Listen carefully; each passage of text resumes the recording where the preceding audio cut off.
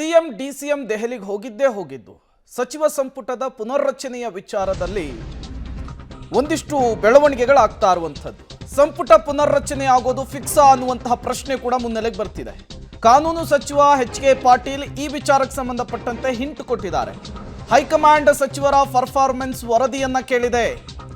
ಮಂತ್ರಿಗಳು ತಮ್ಮ ಇಲಾಖೆಯ ಮಾಹಿತಿಯನ್ನ ಪಡೆದುಕೊಂಡಿದ್ದಾರೆ.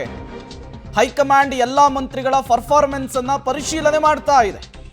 ಕಾನೂನು ಸಚಿವ ಎಚ್.ಕೆ. ಪಾಟೀಲ್ ಕೊಟ್ಟಂತಹ ಹೇಳಿಕೆ ಈ ಮೂಲಕ ಕೈಮನೆಯಲ್ಲಿ ಸಂಪುಟ ಪುನರ್ರಚನೆಯ ವಿಚಾರ ಗರಿಗೆದರಿದೆ ಅನ್ನುವಂತಹ ಒಂದು ಹಿಂಟನ್ನು ಸಚಿವರು ಕೊಟ್ಟಿರುವಂಥದ್ದು. ಆಗಲೇ ವರದಿಯನ್ನು ಕೇಳಿದೆ. ಎಲ್ಲ ಮಂತ್ರಿಗಳು ನಿಮ್ಮ ಇಲಾಖೆಯೊಳಗೆ ಏನೇನು ಮಾಡಿದ್ರಿ, ಏನು ನಿಮ್ಮ ಪರ್ಫಾರ್ಮೆನ್ಸ್ ಅಂಥೇಳಿ ವರದಿಯನ್ನು ಕೇಳಿದೆ. ಪರ್ಫಾರ್ಮೆನ್ಸ್ ಮಾಡೋದು ನಮ್ಮ ಕಾಂಗ್ರೆಸ್ ಪಕ್ಷದೊಳಗೆ ಒಂದು ನಡೆದುಕೊಂಡು ಬಂದಿರತಕ್ಕಂಥ ಪದ್ಧತಿನೇ. ನಮ್ಮ ಪಕ್ಷದ ಹೈಕಮಾಂಡ್ನವರು ಮಂತ್ರಿಗಳೆಲ್ಲರ ಪರ್ಫಾರ್ಮೆನ್ಸನ್ನು ರಿವ್ಯೂ ಮಾಡ್ತಾಯಿದ್ದಾರೆ. ಅಲ್ಲ, ಈ ಚರ್ಚೆ ವಸ್ತುನ ಅಲ್ಲಿದು. ಮುಖ್ಯಮಂತ್ರಿ ಬಗ್ಗೆ ಈಗಾಗಲೇ ಎಲ್ಲ ಸ್ಪಷ್ಟನೆಗಳು ಬಂದಿವೆ. ಶಿವಕುಮಾರ್ ಅವರು ಸ್ಪಷ್ಟನೆ ಕೊಟ್ಟಿದ್ದಾರೆ. ಮುಖ್ಯಮಂತ್ರಿಗಳೇ ಸ್ವತಃ ಹೇಳಿದ್ದಾರೆ.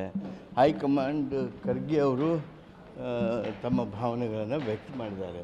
ಇವೆಲ್ಲ ಹಿನ್ನೆಲೆಯೊಳಗೆ ಇದು ಚರ್ಚಾ ವಸ್ತುನ ಅಲ್ಲ.